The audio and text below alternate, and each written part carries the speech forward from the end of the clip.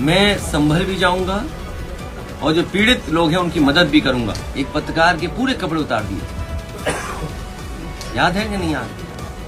संभल के लोगों की मदद हो, उनको न्याय मिले, और उसके लिए हमें चाहे लोकसभा में सवाल उठाना पड़े या लगातार हम लोगों को उसके लिए लड़ाई लड़नी पड़े, हम लोग संभल के लोगों को न्याय दिलाना चाहते हैं, उन्हें न्याय मिलेगा।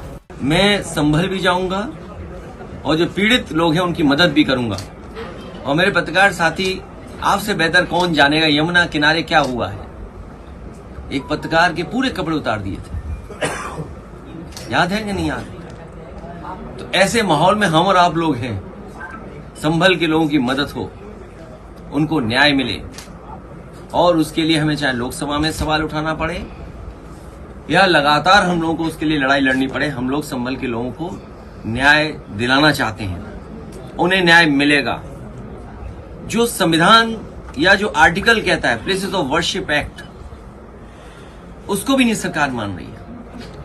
क्या खोदना चाहते हैं आप? मुझे तो ये समझ में नहीं आ रहा, भारतीय जनता पार्टी को कैलाश पर्वत नहीं दिखाई दे रहा है, मानसरोवर नहीं दिखाई दे रहा। इन भारतीय जनता पार्टी के लोगों से कहो कि चलो मानसरोवर की ओर, चलो कैलाश पर्वत की ओर, हम आपका साथ देंगे।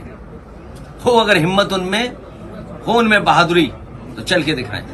ये कमजोर पे अन्याय कर सकते हैं, ताकतवर के ये पैर छूते हैं, ताकतवर के आगे सामने झुक जाते हैं। अभी लोकसभा में विदेश मंत्री ने जो स्टेटमेंट दिया था चीन को लेकर के, सबसे पहले मैं खड़ा हुआ, कहा कि रेजांगला जो मेमोरियल है उसके बारे में क्या कहना चाहते हो आप?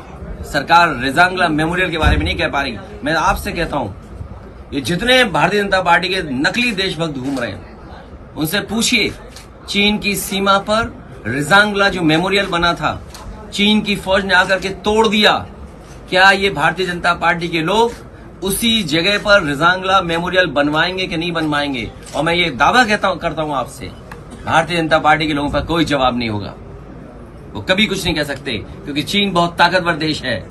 भारतीय जनता पार्टी की हिम्मत नहीं है उनके लोगों को कि जाकर के कुछ अपने रेजांगला के बारे में कह दें, कैलाश पर्वत के बारे में कह दें, मानसरोवर के बारे में कह दें। और मैं आज आपके सामने कह रहा हूं, ऑन रिकॉर्ड कह रहा हूं, वो दिन आएगा जब चीन आपको मानसरोवर नहीं जाने देगा, कैलाश पर्वत की ओर नहीं जाने देगा, क्योंकि उन्होंने बड़े पैमाने पर मिसाइल्स का कारखाना वहां लगा दिया है।